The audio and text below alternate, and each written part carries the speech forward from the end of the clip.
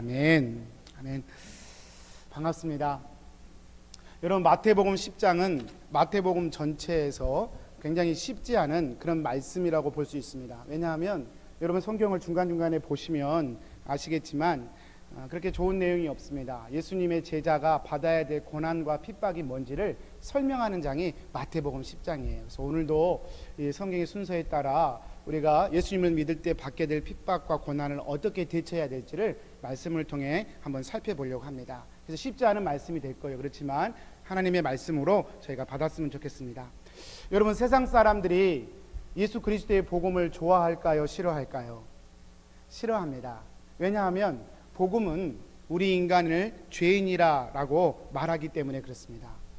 복음은 항상 출발할 때 우리는 죄인입니다 라고 얘기하면서 복음은 출발합니다. 죄를 얘기하니까 사람들이 좋아할 수가 없죠. 근데 여러분, 예수님이 복음을 얘기할 때 왜 우리를 죄인이라고 말씀하실까요? 정죄하고 심판하기 위해서? 아닙니다. 우리를 구원하기 위해서입니다. 그래서 복음을 우리가 굿뉴스, 복음이다 라고 얘기하는 거예요. 구원하기 위하여 우리의 죄를 말씀하시는 거예요. 이건 마치 몸이 아픈 사람이 스스로 아프다는 사실을 깨달을 때에만 의사를 찾아갈 수 있는 것과 같은 원리입니다. 의사가 아무리 건강하게 있어도, 능력 있게 있어도 그 의사가 신뢰가 안 되면, 내가 아프다는 사실을 모르면 우리는 의사를 찾아가지 않게 될 것입니다. 마치 그처럼 죄의 문제를 인식하지 못하면 죄의 해결자이신 예수님을 우리는 만날 수가 없습니다. 여러분, 마태복음 1장 21절에 마태복음 강해를 통해서 우리가 계속 살펴보지만 예수님이 이 땅에 왜 오셨습니까? 이 죄의 문제를 해결하기 위하여 오셨습니다. 예수님의 이름이 무슨 뜻입니까? 예수. 자기 백성을 저희 죄에서 구원할 자. 저희 죄에서 자기 백성을 구원할 자. 이게 예수라는 말의 이름의 뜻입니다. 그러니까 예수님의 사명이 무엇이냐? 죄에서 우리를 구원하기 위해 오신 것, 그게 예수님의 사명입니다. 그러니까 예수님을 만나려면 이 죄의 문제를 깊이 들여다봐야 예수님을 만날 수 있게 되는 것입니다. 여러분, 예수님을 만나기 위해서 이 죄의 문제를 들여다봐야 되는데요, 이게 쉬운 일이냐? 참 쉽지 않은 거라는 것입니다. 죄를 들여다보는 것 편하거나 좋은 사람이 없어요. 그래서 이 복음을 들을 때마다 우리의 마음은 불편해지고 또 그 복음을 밀어내고 싶은 마음이 우리 속에 있는 것입니다. 괴로운 일이고 매우 거리끼는 일이 되는 것입니다. 그래서 세상은 복음을 밀어냅니다. 그래서 죄인이란 말을 듣는 걸 죽기보다 싫어합니다. 여러분, 세상이 복음을 밀어내는 것 이해할 수 있어요. 근데 요즘은 세상이 아니라 하나님의 이름으로 세워진 교회조차도 이 복음을 별로 좋아하지 않는다는 데 큰 문제가 있습니다. 하나님의 이름으로 세워진 교회조차도 이 죄의 문제, 복음의 문제를 다루는 것을 매우 꺼려합니다. 이것은 마치 예수님 시절에 유대인들과 같은 일이라고 볼 수 있습니다. 여러분, 유대인들이 메시아를 수천 년 동안 기다렸습니다. 유대인들이 오직했으면 예수님이 예루살렘 성전에 들어가실 때 호산나 다윗의 자손이요, 전부 다 손을 들고 자기의 겉옷을 펴서 예수님을 환영하고 할렐루야 찬송했었습니다. 예수님을 그렇게 메시아를 기다렸던 것입니다. 그런데 여러분, 그들이 기다렸던 메시아가 성경에서 말씀하셨던 메시아였냐라고 하는 것이 사실은 문제였죠. 마태복음 말씀이 세고 강한 이유가 바로 여기에 있어요. 마태복음은 유대인들한테 하신 말씀이거든요. 유대인들은 구약이라는 말씀을 가지고 있었습니다. 그래서 그 말씀을 가지고 있었기 때문에 우리는 하나님을 잘 믿고 있어, 우리는 하나님의 백성이라는 자부심이 유대인들 속에는 가득 차 있었어요. 근데 예수님이 보실 때는 그게 아니거든요. 왜냐하면 하나님이신 예수님이 와도 알아보지 못하거든요. 그래서 너희가 갖고 있는 그 말씀, 그 믿음이 정말로 옳은 것이냐라고 하는 것을 예수님이 자꾸 깨주기 위해서 이 마태복음 전체가 기록되어 있어서요, 말씀 자체가 굉장히 공격적입니다. 오늘 또 마태복음 10장이 바로 그 연장선에서 펼쳐지는 것이죠. 많은 사람들이 예수님을 기다렸고 메시아를 기다렸지만 그 메시아 되신 예수님은 성경에서 말씀하신 메시아가 아니라 자신들이 기대하는 예수님이었다, 그 말이에요. 정치적인 메시아, 로마의 압제로부터 해방시켜줄 메시아를 기다렸습니다. 자신의 삶을 좀 더 윤택하게 만들어줄, 다윗의 왕조를 회복시켜줄 절대적 영웅을 이스라엘 백성들은 기다리고 있었습니다. 그러니까 예수님이 십자가 진다고 했을 때 다 돌아서서 외면할 수밖에 없었죠. 여러분, 세상이 그렇고 오늘날 교회들도 심지어는 그렇게 가는 것입니다. 한국에 기독 윤리 실천 운동이라고 하는 기독 윤리 운동을 일으켰던 선구자였던 손봉호 교수님이라고 하는 분이 계십니다. 이분이 서울대 교수님이었다가 지금은 고신대 석좌 교수로 계시는데요. 이분이 한 20년 전 미국의 신학자의 말을 인용해서 이렇게 교회의 현실을 비유한 적이 있습니다. 요즘 목사님들은 성도로 하여금 하나님을 만나지 못하게 하는 대가로 살해를 받는다. 이렇게까지 일침을 놨습니다. 교회가 설교를 하거나 말씀을 가르칠 때 하나님을 만나지 않아도 평안할 수 있는 길을 가르치는 것처럼 가르치고 있다는 것입니다. 참 무서운 이야기죠. 여러분 한번 생각해 보십시오. 일주일 동안 어떻게 지내셨습니까? 일주일 동안 하나님과 어느 정도의 관계를 유지하며 사셨습니까? 일주일 동안 하나님을 느끼셨습니까? 만약에 그렇지 않다면 이 예배 시간이 굉장히 불편한 시간이 되어야 할 것입니다. 교회는 그러나 오늘날 교회들이 그렇지 않다는 것입니다. 하나님을 느끼지 못해도 전혀 부담이 없는 설교, 전혀 부담이 없는 가르침으로 교회들이 가고 있다는 것이죠. 여러분 이것을 두고 윤리의 타락이고 교회의 타락이라고 이렇게 학자들은 지적하는 것입니다. 여러분 예수님이 이 땅에 오셨습니다. 그래서 예수님이 오신 것을 정확히 만나려면 다른 길이 없습니다. 우리의 죄를 자세히 들여다보아야만 예수님을 만날 수 있습니다. 그래서 예수님을 믿은 이후에도 우리는 계속해서 우리 자신의 죄들을 들여다볼 수 있어야 됩니다. 죄를 들여다보면서 그만큼 예수님을 더 깨달을 수 있기 때문에 그렇습니다. 만약에 죄를 바라보지 않은 채 복음을 받아들이면 우리는 우리의 죄를 합리화시키는 삶을 계속해서 살 수밖에 없게 될 것입니다. 그래서 복음은 항상 죄와 함께, 죄의 지적과 함께, 죄의 해결책으로 우리 인생 가운데 들어오게 되는 것입니다. 여러분 성경을 보십시오. 세례 요한과 예수님이 그분들의 첫 번째 사역을 하실 때 첫 번째 외쳤던 말이 무엇입니까? 회개하라, 천국이 가까웠다라고 하는 말입니다. 회개가 무슨 말이에요? 죄에 대한 지적입니다. 죄에 대해서 턴할 것을 얘기하는 것입니다. 그래서요 항상 성경은 죄에 대해서 먼저 지적을 하시고 그리고 그 대안인 그 해결책인 복음을 같이 제시해주고 있는 것입니다. 여러분 이렇게 얘기하니까요 여러분의 표정이 지금 굉장히 무거워지기 시작했어요. 여러분도 무겁잖아요. 그런데 세상 사람들이 이런 얘기하면 왜 어떻게 좋아할 수가 있겠냐고요. 그래서 여러분 세상 가운데 우리는 죄인입니다, 당신은 죄인입니다, 하나님이 없는 게 죄인입니다라고 얘기하면 세상이 좋아할 리가 없죠. 알고 있고 동의한 우리도 그 이야기 들으면 마음이 무거워지는데 세상이 좋아할 리가 없다 그 말입니다. 그러면 이렇게 복음을 가진 우리가 그런 세상 가운데서 살게 되면 어떻게 될까요? 핍박과 고난이 있을 수밖에 없다는 것입니다. 오늘 마태복음 10장 전체는 예수님이 12명의 제자들을 골라서 파송하시면서 시작되는 이야기예요. 제자들에게 너희들이 이런 일들을 당할 것이다. 그런데 두려워하지 말아라. 그 말씀을 하시는 거예요. 그러니까 핍박과 고난이 전제되지 않으면 마태복음 10장은 의미가 없다는 거예요. 여러분 오늘 말씀 24절 25절 읽어보고 제가 그 배경을 좀 더 공부해 보도록 하겠습니다. 마태복음 10장 24절 25절 여러분 한번 찾아보시겠어요? 같이 한번 읽어보겠습니다. 마태복음 10장 24절 25절 예수님께서는 이런 핍박과 박해의 상황을 전제하고 지금 하시는 말씀입니다. 자 24절 25절 같이 한번 읽어보겠습니다. 시작. 제자가 그 선생보다 또는 종이 그 상전보다 높지 못하나니 제자가 그 선생 같고 종이 그 상전 같으면 조카도다. 집주인을 바알세불이라 하였거든 하물며 그 집 사람들이라. 여러분 이게 지금 무슨 말이냐면요 제자는 선생보다 못해요. 제자가 기껏 잘해야 선생만큼만 되면 정말 잘한 거예요. 이 말이 무슨 말이냐면 제자는 선생의 길을 따라가게 되어 있다란 말이에요. 그렇죠? 제자는 배운 대로 하기 때문에 선생님을 따라가게 되어 있어요. 종은 그 집주인을 따라가게 되어 있어요. 근데 문제는 이 집주인이 어떤 대접을 받았냐는 것이죠. 여러분 집주인이신 예수님이 세상에서 어떤 대접을 받았습니까? 오늘 말씀에서 얘기하잖아요. 25절에 집주인을 바알세불이라 하였거든. 유대인들이 복음을 거절하는 세상이 예수님을 뭐라고 불렀느냐? 바알세불이다 라고 불렀어요. 여러분 바알세불이 무슨 뜻입니까? 귀신의 왕이라는 뜻이에요. 저 사람 귀신 들렸어 라고 하는 말이에요. 얼마나 모욕적인 말입니까? 유대교 구약을 갖고 있는 유대인들에게서 이 말은 최고의 모욕적인 말입니다. 사람을 모욕할 때 이 바알세불이라고 말하면 최고로 욕한 거예요. 우리 한국말로 강아지 자녀보다 더 욕하는 거예요. 바알세불. 귀신의 왕이다, 그렇게 욕을 했어요. 여러분, 예수님이 그런 대접을 받으셨습니다. 복음을 거절하는 유대인들이 예수님에 대해서 바알세불이다, 귀신 들렸다, 예수님이 치료하고 병든 자를 치료하고 귀신을 쫓아내고 이런 이적들을 행했을 때 그걸 보고도 저분이 메시아구나 깨닫는 것이 아니라 귀신 들려서 저래, 귀신 들렸어, 귀신의 왕이야, 이렇게 유대인들이 불렀다는 거예요. 예수님이 십자가에 못 박아 죽은 이유도 사실은 그것 때문입니다. 저주받은 자임을 드러내기 위해서.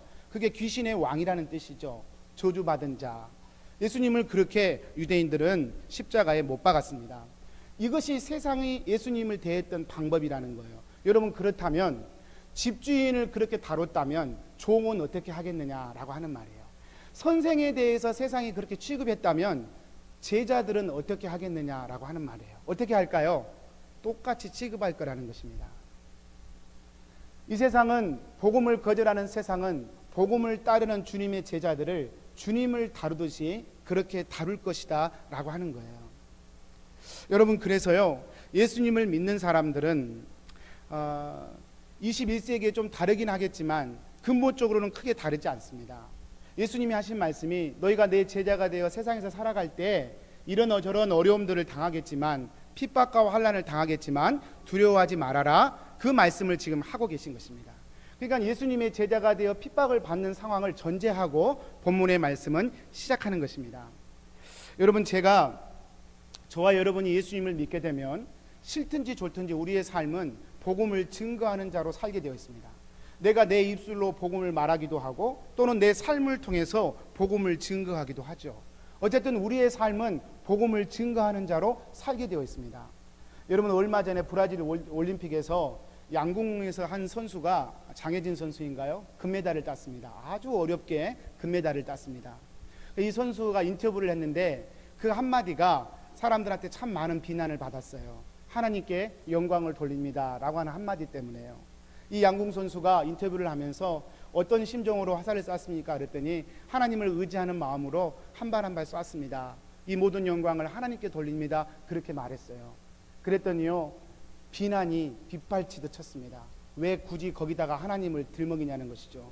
그냥 금메달 땄으면 좋아하고 말지 왜 하나님의 영광을 거기서 굳이 특정 종교를 드러낼 필요가 뭐가 있느냐라는 비난들이 많이 있었습니다. 여러분, 저는 그 일을 보면서 한번 생각해 봤습니다. 만약에 저에게 누군가가 인터뷰할 때 부처님께 영광을 돌립니다 그러면 저희가 그렇게 비난할 이유가 있겠습니까? 그러지 않을 것입니다. 그냥 알라 신에게 영광을 돌립니다 그러면 그분의 신앙이니까 그렇게 할 거야 라고 굳이 비난할 이유는 없을 것입니다. 그런데 유독 하나님께 영광을 돌립니다 라는 말이 세상 사람들에게는 걸림돌이 되는 것입니다. 금메달을 따기 위해서 그렇게 수고하고 애썼던 한 선수의 눈물과 그 수고를 조차도 무시해버릴 만큼 하나님의 영광이란 말은 세상에 걸림돌이 되는 것이죠. 많은 분들이 얘기해요. 장혜진 선수 그 말 뭐하러 했느냐, 그 말 안 하면 다 이쁨 받고 사랑받고 좋게 끝날 텐데 왜 그지 그렇게 쓸데없는 말을 했느냐라고 말합니다. 그런데 저는 장혜진 선수의 마음이 이해가 됩니다. 여러분, 장혜진 선수가 그 자리에서 하나님의 영광을 드러내지 못한다면 그 선수는 그 자리에 있을 이유가 없는 선수였습니다. 그 선수가 활을 잡은 이유가 바로 하나님의 영광을 위한 것이었기 때문에 그렇습니다. 한 선수가 자신의 주어진 삶을 통해서 하나님의 영광을 드러내기에 최선을 다해 달려갔고 또 그 순간에 담대하게 하나님의 영광을 선포하는 그것조차도 세상 사람들에게는 용납이 안 되는 것입니다. 무조건적인 기독교에 대한 반감, 무조건적인 복음에 대한 반감이 세상 속에 깔려 있는 것이죠. 여러분, 예수님의 제자로 산다는 것은 바로 이런 시대를, 이런 세상을 산다는 것을 의미합니다. 이런 세상에서 하나님의 영광을 드러내는 삶을 살기 때문에 핍박과 고난을 우리가 당할 수밖에 없다는 거예요. 여러분, 이 말씀을 공부하기에 앞서 한번 생각해 보세요. 나에게는 그런 핍박이 있나? 나에게는 그런 고난이 있나? 한번 생각해 보시라고요. 여러분, 현대인들의 문제는 예수님을 믿으면서 십자가를 전혀 지지 않으려고 한다는 것입니다. 그게 정말로 믿음일 수 있느냐라고 하는 것이죠. 여러분, 예수님을 믿는 것 자체가 핍박이고 고난이 된다는 것입니다. 예수님이 그렇게 말씀하고 계세요. 신앙을 가지고 하나님을 믿는다는 것이 십자가를 빼버리면 해석이 안 되는 것이 기독교의 신앙이라는 것입니다. 여러분 가운데 그런 핍박이 있으십니까? 아니요, 여러분이 잘못해서 당하는 핍박 말고요, 여러분이 실수해서 당하는 핍박 말고 정말 신앙으로 살려고 몸부림쳐서 당하는 핍박과 아픔이 있냐는 거예요. 여러분, 예수님은 너희들이 내 제자가 되어 살면 이런 일을 당할 것이다 말씀하고 있어요. 핍박이 없다면, 고난이 없다면 우리는 지금 복음을 잘 모르거나 아니면 복음을 비틀어서 믿거나 둘 중에 하나일 것입니다. 그래서 이 설교가 여러분에게 쉽지 않은 설교가 되는 것이죠. 여러분, 정말로 복음을 위해 산다면 여러분 두려워하지 마십시오. 왜냐하면 예수님은 오늘 두 가지를 우리에게 두려워하지 말아야 할 이유에 대해서 말씀하고 있기 때문에 그렇습니다. 첫 번째는요, 모든 것이 결국은 드러나게 될 것이기 때문입니다. 26절 말씀이에요. 우리 성경 한번 찾아볼까요? 마태복음 10장 26절입니다. 예수님이 두려워하지 말아라 라고 말씀하시는 이유가 첫 번째 기록되어 있습니다. 26절 같이 한번 읽어보겠습니다. 시작. 그런즉 그들을 두려워하지 말라. 감추인 것이 드러나지 않을 것이 없고 숨은 것이 알려지지 않을 것이 없느니라. 결국은 다 드러난다는 거예요. 뭐가 진짜이고 뭐가 가짜인지 결국은 다 드러날 것이라는 것입니다. 여기서 드러난다는 말은 진상이 밝혀진다는 것뿐만 아니라 그 대가와 보상도 함께 주어질 것임을 포함하고 있는 그런 말이에요. 여러분, 마태복음 10장에 보면 우리가 오늘 읽지 않았지만 16절에 그 전 단락에서 예수님이 제자들을 보내시면서 하신 말씀이 16절에 기록되어 있어요. 제가 한번 읽어보겠습니다. 보라, 내가 너희를 보냄이 양을 이리 가운데로 보냄과 같도다. 여러분, 예수님이 제자들을 세상 가운데 보내면서 표현하신 말씀이 내가 마치 양을 이리 가운데 보내는 것 같은 심정이다 라고 말씀하시면서 제자들을 보내고 계세요. 여러분 한번 생각해 보세요. 양을 이리 가운데 보내면 어떤 일이 벌어지겠습니까? 양이 이리 가운데 놓여지면 어떤 일이 벌어지겠습니까?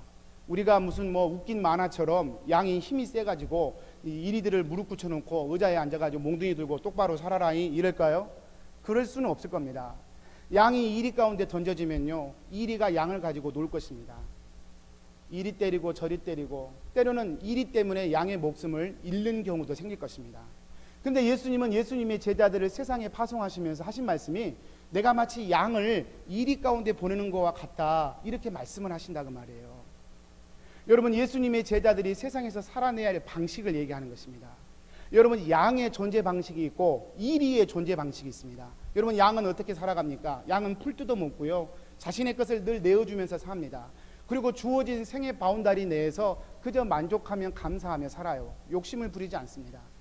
이리는 어떻습니까? 반대죠. 싸워야 살 수 있어요. 남의 것을 뺏어야 살 수 있습니다.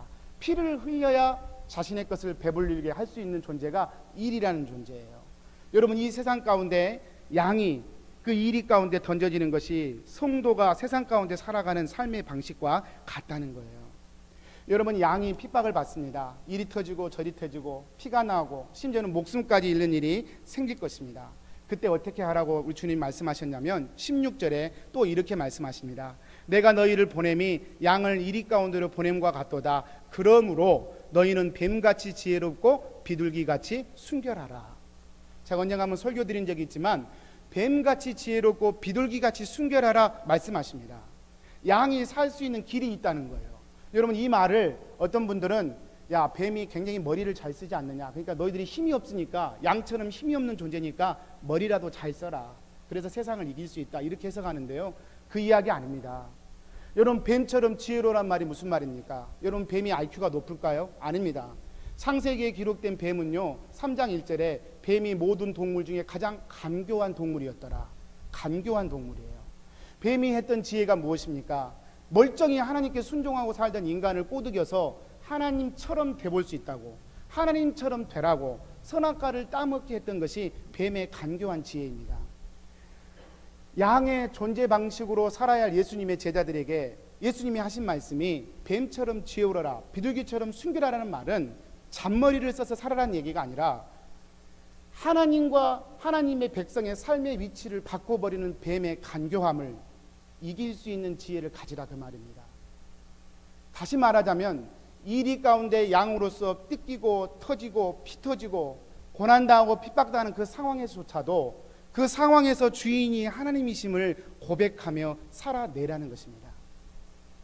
억울하고 분하고 마음이 들 데 없어도 그 상황에서 내가 주인이 아니라 하나님이 주인 되도록 살아내거라. 그것이 양이 존재하는 삶의 방식임을 말씀하고 있는 것입니다. 양도 성질이 있잖아요. 어떨 때 화가 나면 이것들이 나를 물러보나 하고 이리처럼 한번 이빨을 드러내고 싶고 발톱을 세우고 싶은 유혹도 있을 것입니다.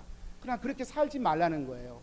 양의 존재 방식은 이리가 때리면 맞고 뺏어가면 뺏기는 존재 방식으로 살으라는 것입니다.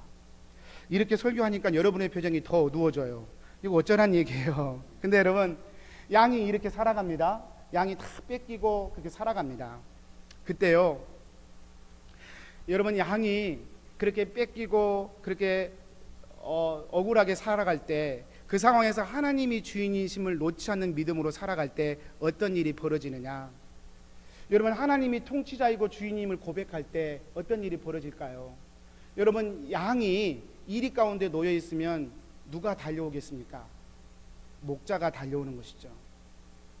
양은 스스로의 힘으로 이리를 물리치는 것이 아닙니다. 양은 신앙 고백으로 목자의 이름을 부를 때 목자가 양에게 달려가서 그 양을 이리 가운데서 몰아내는 것입니다. 시편 23편이 그걸 얘기하죠. 여호와는 나의 목자시니 내가 부족함이 없으리로다. 다윗이 여러분 똑똑해서 부족함이 없어요? 다윗이 능력이 있어서 부족함이 없어요? 아니에요. 여호와께서 나의 목자이시니, 내가 주님의 양이니까, 목자가이신 내 주님이 계시니까 내게 부족함이 없는 거예요. 그게 양의 존재 방식입니다. 양으로 살았던 다윗은 이것을 평생 경험했던 사람이에요. 내가 사망의 음침한 골짜기로 다닐지라도 뭐를 두려워하지 않아요? 해를 두려워하지 않을 것은 주께서 나와 함께 하심이라.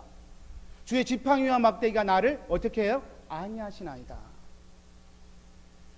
이리 가운데 양으로 살아가는 것이 피곤하고 지치고 손해보는 일입니다. 그렇지만 바로 그렇게 신앙으로 살아낼 때 우리 주님은 주인이 되셔서 지팡이와 막대기로 우리를 지키시고 보호해 주신다는 이야기죠. 다윗은 평생에 그것을 경험했던 사람입니다. 평생에 이 하나님의 좋으심을 경험하며 살았던, 그래서 왕까지 했던 사람이 바로 다윗이었던 것이죠. 사망의 음침한 골짜기를 두려워하지 않았습니다. 왜요? 하나님이 나의 목자 되시니까. 여러분이 하나님의 양이심을 여러분 스스로 믿으십니까? 그렇다면 두려워하지 마십시오. 정말로 복음을 위해 살겠다고 결심하신다면 뒤돌아서지 마십시오. 쟁기를 잡고 뒤로 돌아보는 자는 합당하지 않는다 하셨습니다. 여러분의 삶을 통하여 하나님의 영광을 드러내겠다고 결심하셨다면 뒤로 물러서지 마십시오. 희생과 수고가 따라도, 핍박과 고난이 있어도 여러분 그 길을 포기하지 마시기 바랍니다. 왜요? 하나님은 결국은 모든 것이 드러나게 하시는 분이시기 때문에 그렇습니다. 세상에서 힘이 센 사람이 이깁니다. 세상에서는 목소리 큰 사람이 이깁니다. 세상에서는 돈이 많은 사람이 이깁니다. 그러나 하나님의 나라에서는 양으로 목자이신 하나님을 믿으며 끝까지 복음을 붙들고 살아가는 이들이 승리의 면류관을 얻는 것입니다. 사랑하는 여러분, 한 주간도 저희가 살아갈 것입니다. 무엇으로 사시겠습니까? 일주일 동안 하나님 없이 마음대로 사시다가 마음의 위로를 좀 얻어보고자 교회에 오시겠습니까? 그것도 나쁜 것은 아닙니다만 좋은 것도 아닙니다. 일주일 내내 말씀을 붙들고 몸부림쳐 보십시오. 여러분의 삶의 현장에 주님이 주인 되시기 위해서 여러분 승부를 한번 걸어보십시오. 손해가 있을 수도 있습니다. 그러나 포기하지 마십시오. 그 길 끝에 주님의 목자 되심이 있기 때문에 그렇습니다. 주님이 두려워하지 말라라고 말씀하신 두 번째 이유는 고난도 핍박도 하나님의 허락 안에서만 이루어지기 때문에 그렇습니다. 오늘 말씀 29절에서 31절 말씀입니다. 우리 같이 한번 읽어보겠습니다. 29절 같이 읽겠습니다. 시작. 참새 2마리가 한 아사리온에 팔리지 않느냐? 그러나 너희 아버지께서 허락하지 아니하시면 그 하나도 땅에 떨어지지 아니하리라.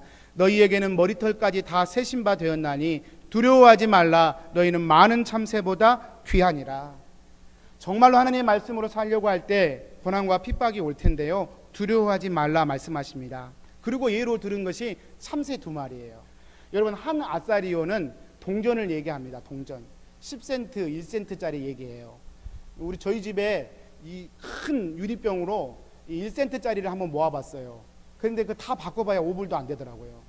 요즘은 1센트 바닥에 떨어져 있으면 줍지도 않습니다, 여러분. 10센트짜리 떨어져도 뭐 아이들 쳐다보지도 않아요. 그렇게 가치 없는 것이 동전입니다. 여러분, 근데 이 가치 없는 동전으로도 참새를 2마리나 살 수 있어요. 그만큼 참새는 이스라엘에서 가치 없는 동물이죠.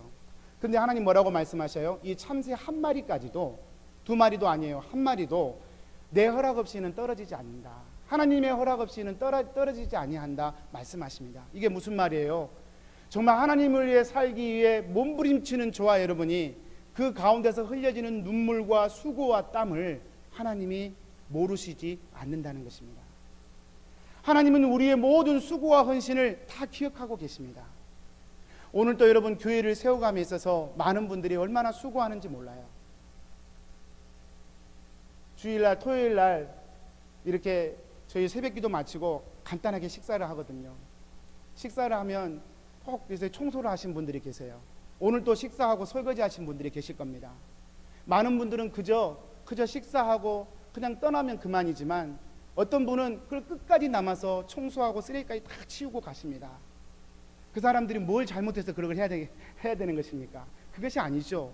하나님을 알기 때문에 공동체를 믿음으로 섬기는 것이죠. 여러분, 하나님이 그 수고 모르실까요? 아십니다. 하나님이 우리가 하나님을 향해 흘리는 작은 땀 한 방울, 수고 한 방울 하나님이 모르실까요? 아닙니다. 기억하신 바 되신다 말씀하십니다. 하나님이 아시기 때문에, 고난과 아픔을 하나님의 은혜 안에 놓여져 있기 때문에 두려워하지 말라 말씀하시는 것입니다. 여러분, 이찬수 목사님이라고 하는 분이 한국에서 지금 목회자의 희망으로, 교회의 희망으로 사용받고 계시죠.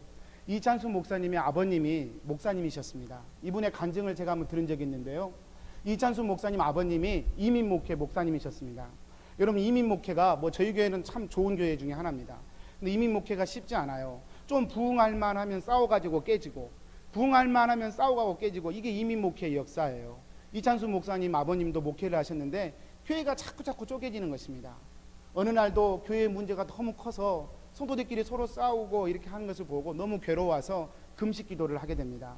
40일 금식 기도를 작정하고 금식 기도를 해요. 그런데요, 금식 기도 하다가 돌아가셔요. 금식 기도를 하다가 몸이 충격을 받고 그냥 돌아가셔 버립니다. 여러분, 이게 말이 됩니까? 목사가 교회 문제를 해결해 보겠다고, 하나님께 의지해 보겠다고 금식하고 기도했는데 죽어버렸으니 이게 말이 되겠냐고요. 교회는 교회대로 어려워지고, 이창수 청년은 하나님께 대하여 큰 상처를 갖게 됩니다. 도대체 하나님 뭐 하시는 분이시냐고. 우리 아버지가 당신을 위해 금식까지 하면서 목숨까지 걸고 기도하는데 당신은 왜 우리 아버지를 그렇게 허망하게 데려갔냐고 원망하게 됩니다. 젊은 시절 상당 부분, 상당 세월을 이렇게 방황하며 살았던 이찬수 청년은 하나님을 개인적으로 만나게 됩니다. 그리고 하나님의 부르심을 따라 한국으로 돌아가 신학을 공부하고 목회자로 사역을 하게 됩니다. 그런데요, 여러분도 이찬수 목사님 설교 들어서 아시겠지만 저보다 100배는 재미있고 내용이 좋으시죠. 이분이 설교를 할 때마다 성도인들이 다 회개하고 돌아오는 거예요. 하나님께 돌아오는 거예요. 교회를 개척했는데 교회가 그냥 오지 말라고 그래도 사람들이 몰려오는 거예요. 이분이 목회하면서 내가 도대체 무슨 연유가 있어서 이런 목회의 축복을 받을까 생각해 보게 됩니다. 그리고 어느 순간 깨닫게 돼요. 우리 아버지의 그 믿음의 유산 때문이구나. 아버지가 목숨을 걸고 하나님께 매달렸던 그 믿음의 유산이 내 속에 있는 거구나. 그 유산 때문에 내가 지금 다른 목회자들이 누리지 못하는 축복을 누리고 있구나 깨닫게 되는 것입니다. 사랑하는 여러분, 우리가 당하는 고난, 우리가 당하는 핍박 반드시 이유가 있습니다. 우리가 순종함으로 그 일에 하나님 앞에 나아가면 하나님은 반드시 그 일을 통해서 하나님의 계획을 이루어 가시는 것이죠. 저와 여러분에게 이런 은혜가 있었으면 좋겠어요. 힘들고 어려우셔도 여러분 포기하지 마세요. 신앙의 길을 놓지 마세요. 헌신하겠다라고 하는 마음을 놓치지 마세요. 우리 황 목사 교회에 일할 사람이 없나 봐. 그것 때문에 제가 말하는 것이 아니고요. 우리 신앙은 십자가 없이는 신앙이 될 수 없기 때문에 그렇습니다. 십자가를 지지 않고는 하나님을 만날 길이 없기 때문에 그렇습니다. 마지막으로 우리는 고난과 핍박 속에서도 하나님을 인정하며 가야 된다는 것입니다. 하나님을 시인하며 가야 된다는 거예요. 32절에서 33절입니다. 우리 같이 한번 읽어보고 제가 마무리하도록 하겠습니다. 32절 33절 읽겠습니다. 누구든지 사람 앞에서 나를 시인하면 나도 하늘에 계신 내 아버지 앞에서 그를 시인할 것이요 누구든지 사람 앞에서 나를 부인하면 나도 하늘에 계신 내 아버지 앞에서 그를 부인하리라. 예수님이 하신 권면 중에 하나가 너희들 힘들고 어려워도 핍박과 고난 중에도 나를 인정해라, 나를 시인해라. 나를 부인하면 나도 하나님 앞에서 너희를 부인할 것이다 말씀하셔요. 좀 무섭죠? 여러분, 이 시인한다는 표현을 어떻게 이해하고 계십니까? 여러분, 이 표현을 그냥 식당에서 밥 놓고 기도하는 정도의 기도, 그리고 나 예수 믿어 술자리에서 술 좀 거절하는 그런 용기, 이런 정도의 믿음으로 혹시 보십니까? 아닙니다. 훨씬 더 깊은 이야기입니다. 이때 당시 예수님이 지금 예수님을 시인하는 그런 믿음을 얘기하는 것은요, 여러분 요한복음 9장에 보면 한 소경의 이야기가 나오는데요. 날 때부터 소경이었어요. 사람들이 묻습니다. 이 사람이 소경된 것이 누구의 죄 때문입니까? 라고 물어요. 사람들이 뭐 부모의 죄 때문입니까? 아니면 이 사람 죄 때문입니까? 라고 묻습니다. 그래서 예수님이 말씀하시기를 이 사람도 저 사람도 죄 때문이 아니라 하나님의 의를 나타내시기 위함이다 라고 대답하시면서 눈에 흙을 발라주고 실로암 가서 씻으라고 얘기하시고 그 소경이 눈을 뜨게 됩니다. 근데 그날이 하필 안식일이었어요. 바리새인들이 예수님의 제자들 이 소경한테 가서 따집니다. 누가 안식일이라 눈을 뜨라고 했냐? 그리고 도대체 누구냐라고 이 눈뜬 소경의 부모를 찾아가서 따집니다. 그때 부모가 요한복음 9장 22절에 이렇게 얘기합니다. 그 부모가 대답하기를 나는 모릅니다. 그가 장성했으니 그에게 물어보십시오라고 대답합니다. 여러분, 부모가 모를 리가 있어요? 자기 아들의 눈을 떠주는 사람은 어떻게 모르겠어요? 근데 모른다고 대답해요. 그 이유에 대해서 22절에서는 이렇게 얘기합니다. 그 부모가 이렇게 말한 것은 이미 유대인들이 누구든지 예수를 그리스도로 시인하는 자는 출교하기로 결의하였으므로 그들을 무서워함이라. 예수를 시인하는 사람은 그때 당시에 출교시켜버리는 거예요. 유대교에서 출교시켜버리는 것입니다. 여러분, 유대교가 정치와 경제를 다 붙들고 있었어요. 근데 그 유대교에서 추방당한다는 것은 직장과 가정과 모든 것을 버려버린다는 것을 의미하는 거예요. 그러니까 무서워서 자기 아들을 치료해준 예수님을 알면서도 나는 모릅니다라고 부모가 얘기했던 것이죠. 여러분, 지금 예수님을 시인한다는 말은 이런 수준의 시인을 얘기하는 거예요. 예수님이 나의 주인이시기 때문에 내가 좀 손해가 돼도, 내가 좀 억울해도 예수님이 주인인 것을 포기하지 않고 시인해내는 것, 그것이 믿음이다 라고 예수님 말씀하고 계십니다. 만약에 우리가 이것을 그렇게 하지 않으면 예수님도 하나님 앞에서 우리를 부인한다 말씀하셔요. 여러분, 이 말씀 들으니까 여러분의 표정이 더 어두워져요. 근데 여러분, 저는 이 말씀을 이렇게 생각합니다. 이 예수님의 말씀은 항상 방향을 얘기하는 것이지 순간을 얘기하는 게 아니에요. 여러분, 인생의 삶은 순간순간 점들이 이어져서 직선을 이루는 것처럼 순간순간이 모여서 인생의 방향이 결정되죠. 지금 예수님은 방향에 대해서 얘기하는 거예요. 순간의 실수와 연약함을 얘기하는 게 아니에요. 예를 들면 베드로가 그 좋은 예죠. 지금 예수님이 열두 제자에게 지금 마태복음 10장을 설교하고 계시는데, 말씀하고 계시는데, 그 제자의 수제자였던 베드로가 어떻게 됩니까? 예수님을 부인하죠. 3번이나 부인한단 말이에요. 그 예수님을 3번이나 부인했을 때 예수님이 그렇게 말씀하셔요. 우리 한번 말씀 찾아볼까요? 누가복음 22장입니다. 한번 찾아보겠습니다. 누가복음 22장 31절에서 34절 말씀입니다. 우리 다 왔으니까요, 조금만 힘을 내셔서 말씀 같이 보겠습니다. 31절로 34절 한번 같이 읽어보겠습니다. 시몬아 시몬아, 보라, 사탄이 너희를 밀가부르듯 하려고 요구하였으나 그러나 내가 너를 위하여 내 믿음이 떨어지지 않기를 기도하였노니 너는 돌이킨 후에 내 형제를 굳게 하라. 그가 말하되 주여, 내가 주와 함께 오게도 죽는 데에도 가기를 각오하였나이다. 이르시되 베드로야, 내가 내게 말하노니 오늘 닭 울기 전에 네가 3번 나를 모른다고 부인하리라 하시니라. 여러분, 예수님이 베드로를 어떻게 하셔요? 부인할 줄을 아셨어요. 그리고 말씀하시기를 내가 너를 위해 기도할 테니까 그 사건이 벌어진 이후에는 다시 회개하고 돌아와서 내 형제들을 굳게 하는 사명을 잘 감당하거라 주님 말씀하시는 거예요. 여러분, 만약에 우리가 한 번 예수님을 부인했다고 예수님이 우리를 모른 척한다면 우리는 지금 이 중에 나와 있을 사람 한 사람도 없어요. 우리의 삶은 연약해서 순간순간마다 예수님을 부인하고 예수님을 모르는 사람처럼 살아갈 수밖에 없어요. 그렇지만 중요한 것은 내 삶의 방향을 내 스스로 한번 점검해 보는 것입니다. 내 삶의 방향이 하나님을 위하여, 복음을 위하여, 말씀을 위하여 살아가겠다 결심하면 중간에 일어나는 실수와 연약함들은 주님의 은혜 안에서 다 합력하여 선을 이루는 방편이 된다는 것입니다. 중요한 것은 점이 아니라 선이고요, 순간이 아니라 내 인생의 방향인 것입니다. 사랑하는 여러분, 말씀을 정리합니다. 우리 학생들 이제 우리가 1년을 살아갈 텐데 여러분의 인생의 방향을 어떻게 세우시겠습니까? 하나님을 위하여 정말로 핍박과 고난을 감수하고서라도 믿으시겠습니까? 그렇게 되시기를 바랍니다. 우리 성도님들, 하나님을 위하여 정말로 핍박과 고난을 감수하시겠습니까? 그것이 우리 인생을 결정하는 것이고 우리 인생의 방향이 되는 것입니다. 그런 은혜가 있게 되기를 바랍니다. 기도하겠습니다.